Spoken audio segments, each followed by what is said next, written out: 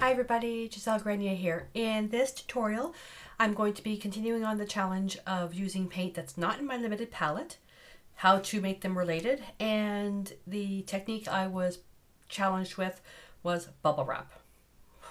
Who doesn't love bubble wrap? So on the table, I've got my 140-pound watercolor paper, and I'm going to be using the Decor Media Fluid acrylics, and these are all PV19, pigment violet, quinacridone red, primary magenta, and quinacridone violet. We all know what happens with the quinacridone colors, right? All over me. And then I'm also using cobalt blue hue, and this is a blue that leans towards violet. So we're going to be putting that as our base and using our reds. I'm going to be priming the paper with the Decor Media white gesso, and I've got some here, and I'm just going to get a little bit of water. I don't want this to be super thick. So with the idea with this, using the paints that are not in my limited palette, was an idea from Joe proposed it, but then the idea also came from a student who was using a whole bunch of paints, and she became one of my students, and then she started using just a limited palette, which now makes more sense to her, but she's got all these paints she wants to use up. So I did a video already specifically with the paints that she had. So you'll have to check that one out. And so this one's going to be just a simple background. It's part of the book of backgrounds.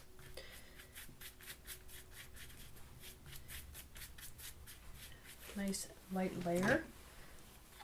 Okay, a little bit of texture in there. So I'm going to put that aside to dry. I have one already prepared to save on drying time.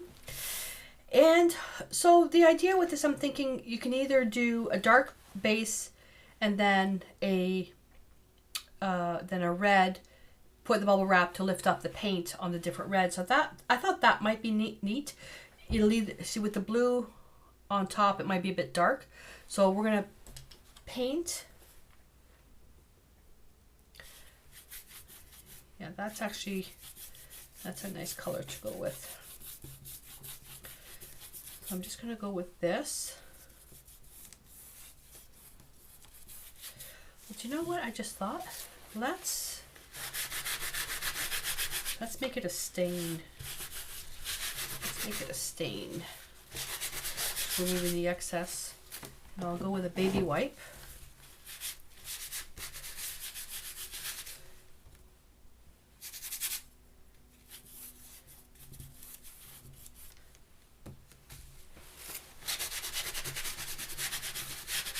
Oh, just that by itself is really nice. I always end up doing this.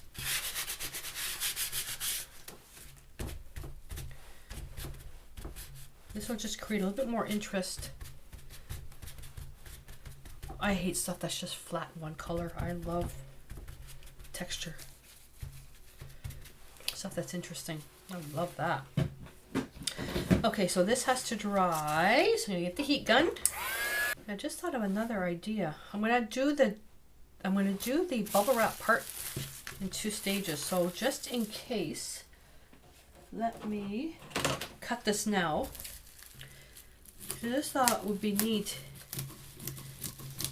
is, and I'll have to see how it looks, is to do this part, then do the red, take that, lift it off, and then put some white gesso on this, and then put it back for some really intense contrast. So we'll have to see how that looks. So let's see. Rinse the brush. So we'll start with quinacridone red. Just put that in here, then go to the next color, put that in here, go to the next color, put that in here. So I'm just moving around using all these different colors.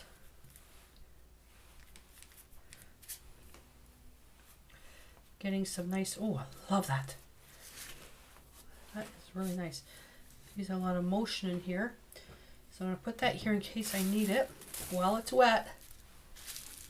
Put the bubble wrap on there. And all these techniques, background techniques, it all depends on the environment that you're working in. If it's I'm gonna let this sit for a bit to kind of tack up, then it'll lift. Right now it's warm and dry because the furnace is always on. So the stuff is drying really, really fast. If you're in a humid environment, not so much. I'm gonna check this first. Yep.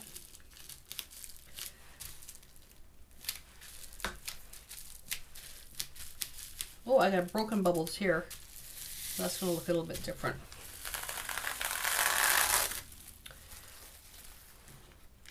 That's kind of neat. You know, what if?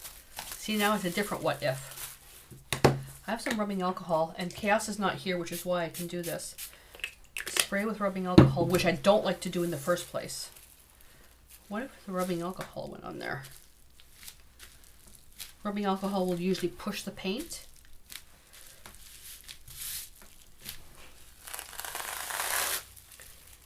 Lift it up just a little bit more so you can start seeing some of those lines. I like that. Okay, let's dry this. Oh, okay.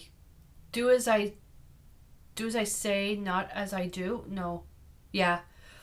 We didn't spray alcohol on the piece. We sprayed it on the bubble wrap.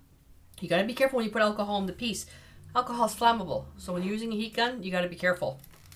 So what I'm gonna do now is I'm gonna take this piece, and I'm just gonna take a strip.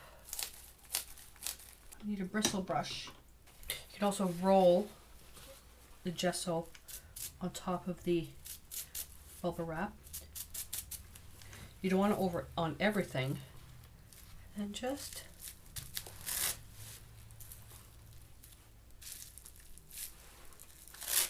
a few things like that.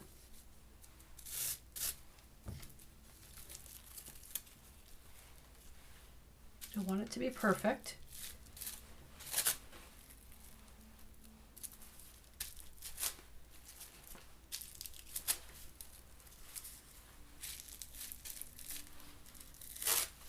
Just to create some interest there. Oh, I like that.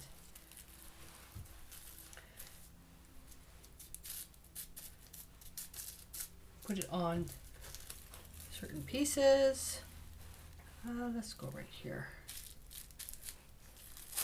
And it's going to look more like strips because it's a strip.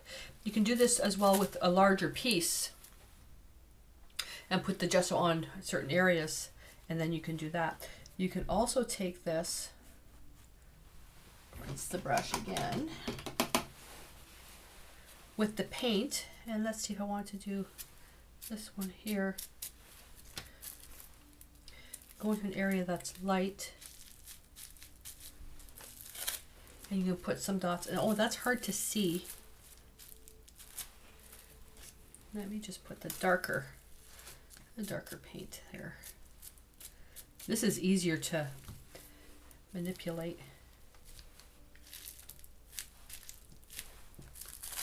Yeah, see? Just some different little things. Now, if you find the white too strong, you can take, one of the colors. I would, let's see. If you took the quinacridone violet and the primary magenta, they're transparent. The quinacridone red is semi-opaque. But you can take these two here and the transparent, you can apply a wash over it to tone down the white, but I like that. That's it. That's the background. So with this, you can use it for so many different things. And the first thing I think of with this is cutting it into small pieces for some artist trading cards. Because it's so interesting, you can do a lot of stuff with this. It just needs to be dried. So that's it. Super short background, super easy. Just by taking some paints that work together to create something cohesive, then adding some contrast using the bubble wrap. I mean, who doesn't like bubble wrap? So let me know what you think. Have you ever used bubble wrap in your art? If you have, share in the comments below what you've done with it. And I would love to challenge you to create a piece like this. So create the piece and comment below that you've done the piece, and also then hop on over to the private Facebook group so you can post a picture there so we can all see what you've done. And then at the same time, don't forget to give me a thumbs up if you learned something in this lesson, and subscribe so you don't miss anything for upcoming projects. But better yet, hop on over to artplace.ca, subscribe to the Creative Insider weekly email list, where I send out an email for my free live streams and tutorials that are coming out. And the link to the private Facebook group is there as well. Alrighty, I'm going to go clean up now. And I think I have time to do one more project. So until I see you in that lesson, stay inspired.